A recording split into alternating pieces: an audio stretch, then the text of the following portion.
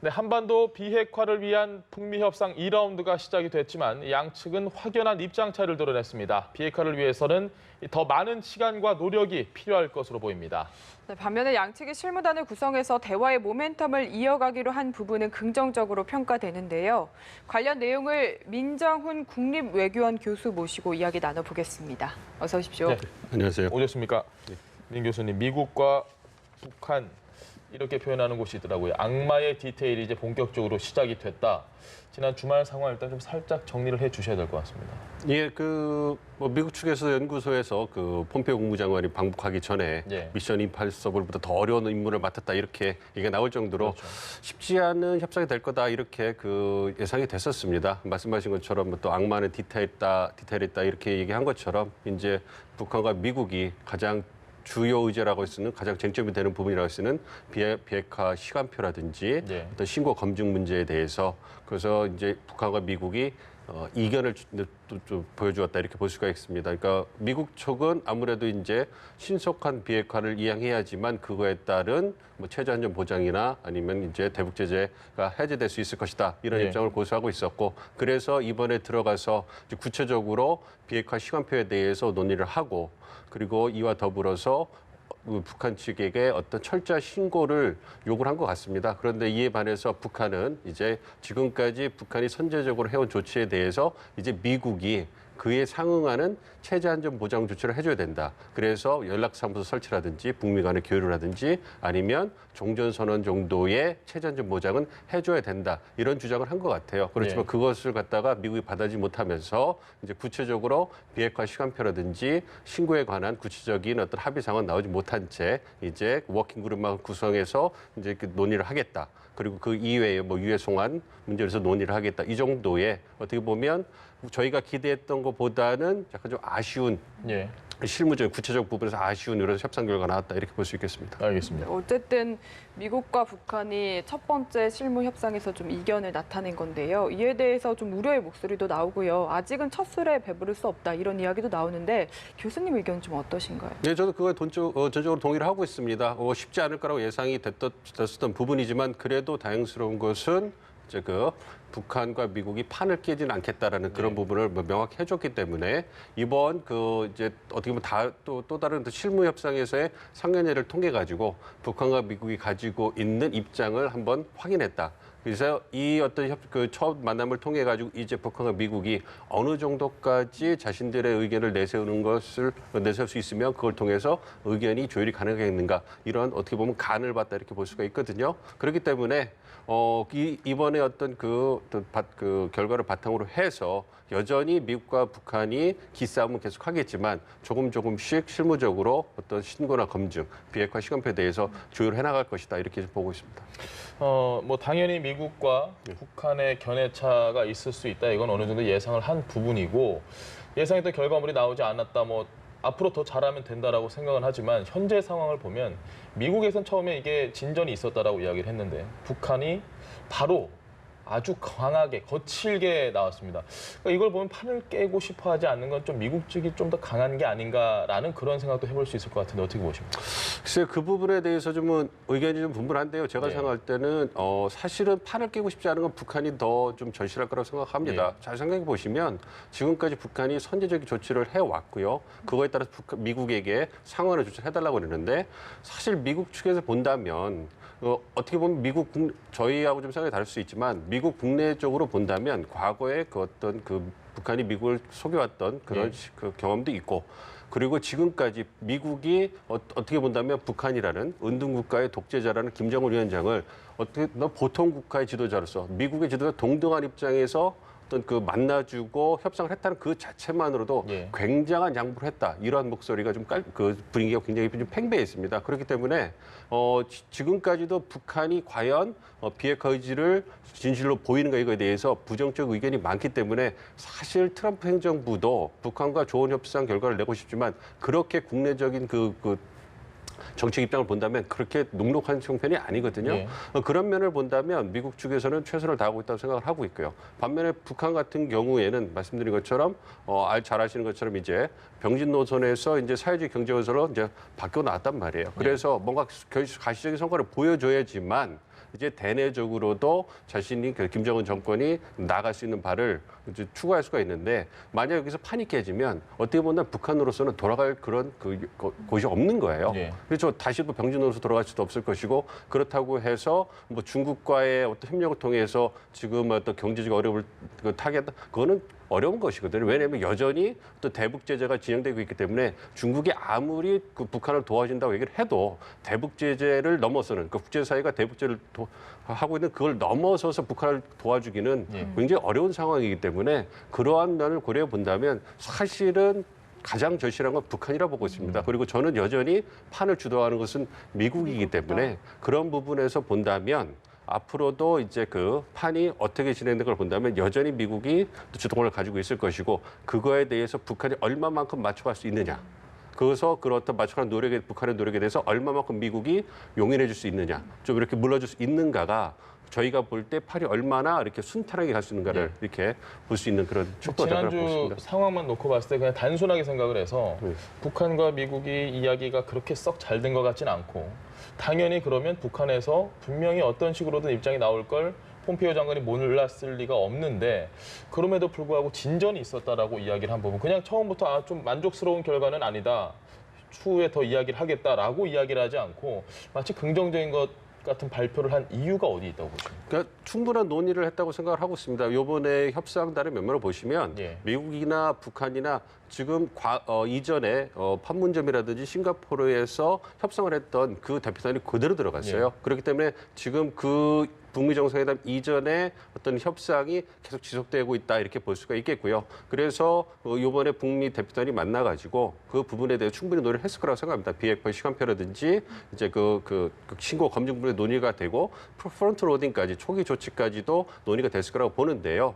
이제 문제는 뭐였냐면 북한 측은 이제 그 자기들이 여태까지 선제 조치를 해왔기 때문에 이제 미국이 어떤 체제 안전 보장에 의해서 움직여줘야 될 때다 이렇게 생각을 하고 그에 상응하는 조치를 해달라 이렇게 주장을 한 것 같은데 반면에 미국은 그게 아니라 북한이 지금까지 해온 선제 조치에 대해서 한미 그 군사훈련을 조금 유예한 이런 부분에 있어서 충분히 다 해줬다는 입장인 것 같아요. 그래서 이제 북한이 선제 조치를 하고 미국이 대응을 했기 때문에 이제 다시 북한이 움직여야 된다.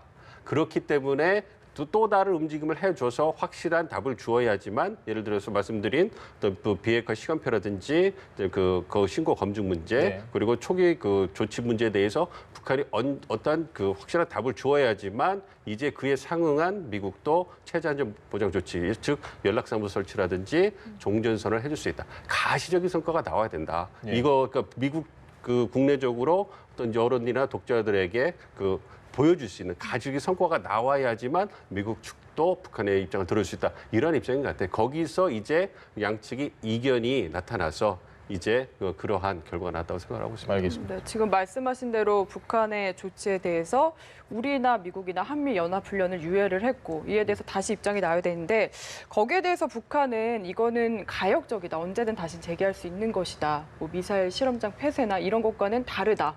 불가역적인 조치가 아니다라는 점을 지적하고 있는 것 같은데 이에 대한 생각은 어떠신가요? 예, 뭐 북한 측의 뭐 주장이 뭐 터무니없는 건 아니니까요. 뭐 가역적이라는 그 조건부 얘기 때문에 그렇지만 또 이제 그 북한 측이 주장하는 것처럼 뭐 핵실험장 폐기라든지 미사일 엔진 시험장 폐기 같은 경우는 다시 돌이기 굉장히 어려운 부분이기 때문에 어느 정도 주장이 설득이 있다고 봅니다. 그렇지만 이게 미국 측 입장에서 본다면 말씀드린 것처럼 가지고 성과가 없는 상태에서 어떤 그 체제 안전 보장 조치와 관련해서 뭔가 준다는 게 사실은 굉장히 부담스러울 수가 있는 거예요. 그리고 사실 미국 측이 갖고 있는 체제 안전 보장 조치와 관련해서 줄 수 있는 카드가 그렇게 많지가 않습니다. 저희가 말씀드린 것처럼 뭐 이익대피부, 연락사무소, 그리고 종전선언, 나중에 가서 이제 북미 수교라든지 평화협정이 있는데 지금 여기서 지금 단계에서 아무것도 미국 측으로 받은 게 없는 상황에서 종전선언이라는 카드를 써버리면 그리고 반면에 뭐 북한이 요구하는 것이 대북제재 해제가 있는데 그것은 다 그 미국이 끝까지 포기하지 않을 카드가 되기 때문에 그거는 뭐 이제 쉽지 않을 거라고 보기 때문에 지금 상황에서 고려될 수 있는 게 연락사무소하고 종전선언 정도가 될 텐데 그 부분에 대해서 지금 바로 줘버리면 그러니까 가식 조치를 줘버리면 미국은 그다음에 쓸 카드가 만만치 않게 되는 거죠. 그러니까 이제 미국은 점점 늦추면서 가식의 성과 최소한 ICBM이라도 나와야지만 해체되고 폐기되는 게 나와야지만 그에 상응하는 카드를 줄 수 있다. 이런 입장인 것 같아요. 그래서 그 부분에서 양측이 입장을 얼마나 조율할 수 있는가 이것이 얼마나 빨리 우리가 양측 간의 어떤 가식의 성과 어떤 합의가 나올 수 있는가 이걸 볼 수 있는 척도가 아닌가 좀 생각을 하고 있습니다. 알겠습니다.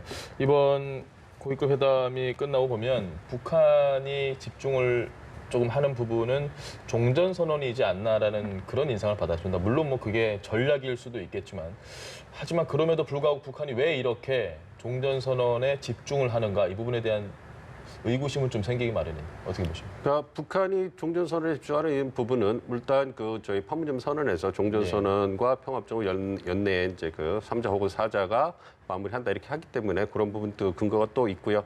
또한 북한으로서 본다면 그 미국이 북한으로부터 가시적인 성과를 얻고 싶어하는 거와 마찬가지로 북한도 미국으로부터 체제 안전 보장에 대해서 어떠한 최소한 무언가를 얻어야 된다는 거죠. 그러니까 그 한미 군사훈련이 조건부를 유예됐지만 사실 북한의 손에 들어온 건 없단 말이에요. 그러니까 자기들은 어떻게 보면 뭐 핵실험장 폐기라든지 미사일 엔진 실험장 폐기 등 어떤 현금을 갖다 줬는데 사실 자기들 손에 북한 손에 들어온 게 없기 때문에 최소한 종전선언이라든지 아니면 연락사무 선취해서 미국 사람들이 이제 평양에 들어와 있는 이런 모습을 통해 가지고 북한도 대내적으로 이것 봐라 우리가 이만큼 어떤 체제 안전 보장에 있어서 미국 측으로부터 양보를 얻어냈다라는 것을 가시할 수 있는 무언가가 필요했는데 그것의 가장 현실적인 수단으로 종전선언을 택한 것 같아요. 그렇기 교수님, 때문에 근데 이건 뭐 가정일 수는 있겠지만 중국 같은 경우 지금 3번이나 만났지 않습니까? 김정은 위원장과. 그런데 혹시 지금 이 종전선언에 관련된 이야기도 그렇고 그리고 폼페이오 장관에 대해서 아주 강도 높게 외무성에서 이야기를 했던 것도 그렇고 중국을 상당히 좀 의식한 부분이 있지 않을까 이런 생각도 드는데 이에 대해서는 어떻게 보십니까?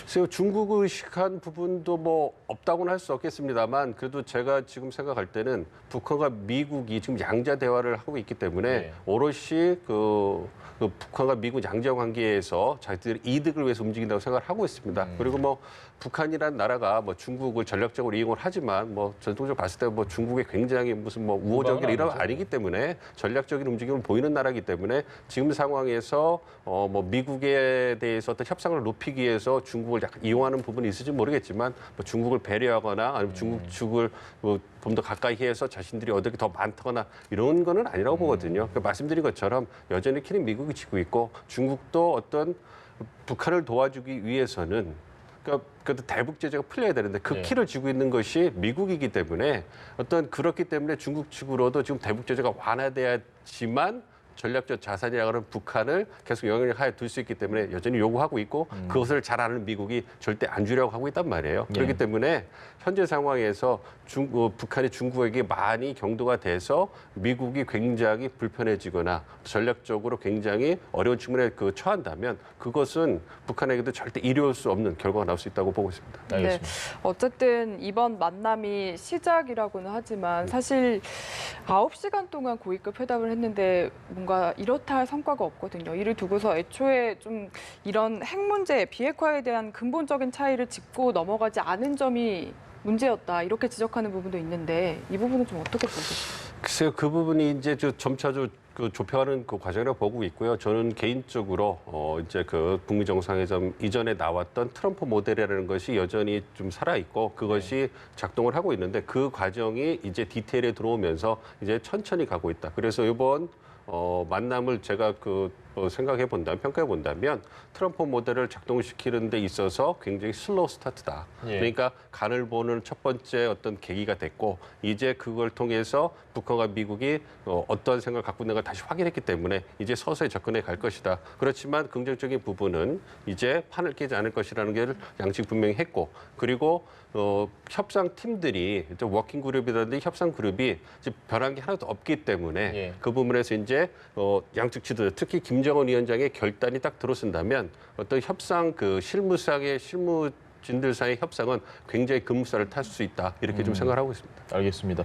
폼페이오 장관은 빈손으로 나온 건 아니라고 평가를 하신다고 보면 될까요? 그러면 그 사실은 저희가 이제 기대치가 많이 높기 때문에 예. 그래서 그렇지만요.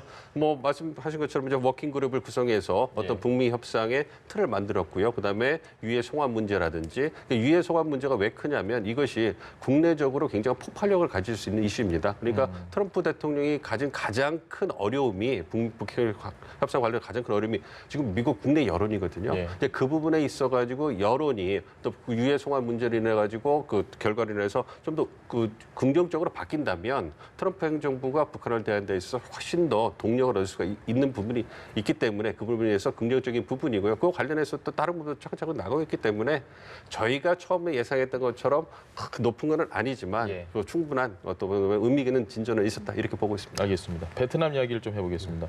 폼페이오 장관이 베트남의 기적, 북한 당신의 것이 될 수도 있다. 김정은 위원장을 지칭을 한 걸 텐데 사실 베트남은 중국과 그렇게 사이가 좋지 않은 나라로 알고 있습니다. 제가 알기로는.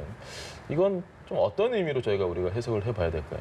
그러니까 뭐 중국 모델, 뭐 베트남 모델 뭐 얘기가 많이 나오고 있거든요. 예. 근데 사실 그거에 대해서는 과연 북한이 중국식 모델을 갈 것이냐, 베트남 모델을 갈 것이냐, 쿠바식 모델을 갈 것이냐 이거에 예. 대해서 사실은 의견이 분분하고요. 그렇지만 그 폼페이오 장관이 베트남을 방문했기 때문에 가서 뭐 베트남 가서 이제 베트남 모델 될 수 있다라고 얘기한 것은 이게 중국이 아니라 베트남을 따라갈 것이다 이 부분이 아니라 북한도 베트남이 했던 것처럼 어떤 미국과의 관계 개선을 하고 이제 어떤 국제사회에 나온다면 북한도 충분히 번영할 수 있다 이런 또 포괄적인 메시지를 던진다고 좀 생각하고 있습니다. 지금 상황에서 뭐 중국 모델을 따를 거다, 베트남 모델을 따를 거다, 뭐 이것은 사실은 큰 의미를 의미가 볼 없고요. 필요는 그리고 어떻게 보면 미국 관리가 그 얘기하는 것은 적절하지 않을 수도 있고요. 그렇지만 트럼프 대통령이 계속 얘기한 것처럼 김정은 위원장이 올바른 길을 선택하면 예. 또 북한이 번영할 것이다. 그것의 어떤 예시로 베트남을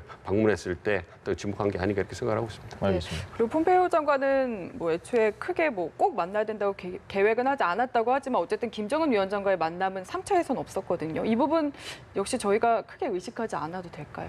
글쎄요, 어느 정도 그 의견이 좀 섞여 있는 게 아닌가 보고 있습니다. 사실 네. 그 샌더스 백악관 대변인이 폼페이오 방북 이전에 얘기한 것은 1, 2차 회담에 만났으니까 3차에서도 또 만나지 않겠느냐 뭐 이렇게 얘기를 한 거고 예. 사실 또 폼페이오 장관의 입장에서도 북한을 방문했으니까 1, 2차 방북 때처럼 김정은 위원장을 만나서 어떤 화기애애한 분위기를 연출한다면 그것이 어떤 협상의 어떤 그 좋은 성과로 보여줄 수 있지 않겠습니까? 예. 그래서 개인적으로 원했을 수도 있을 텐데 그 부분이 좀 되지 않은 부분은 어떻게 본다면 김정은 위원장이 어떤 다른 스케줄이 있을 수도 있을 거고요. 또한 어떤 북미 간의 이견이 노출됐기 때문에 굳이 이번에는 김정은 위원장이 어떤 폼페이오 장관을 만나는 것이 의미가 없다. 어떤 상적 경고 이미지도 압박 이미지 보낼 수 있기 때문에 그런 게 복합적으로 작용이 아닌가 보고 있습니다. 그렇지만 그렇다고 꼭 김정은 위원장을 만나지 않았다고 그래서 네. 협상이 굉장히 어려워졌다.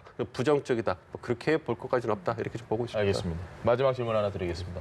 어찌됐건 북미 정상이 만나서 고위급 회담을 하고 여기까지 온데 우리 문재인 대통령이 아주 큰 역할을 네. 한 건 분명한 사실이고요.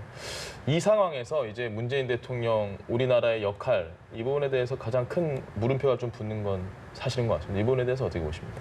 네, 그 물음표가 붙는다고 말씀하신 부분이 아무래도 이제 북미 간의 양자회담이 진행이 됐기 때문에 그렇기 때문에 우리 정부가 과거 이전에 했던 조정자 역할이라든지 네.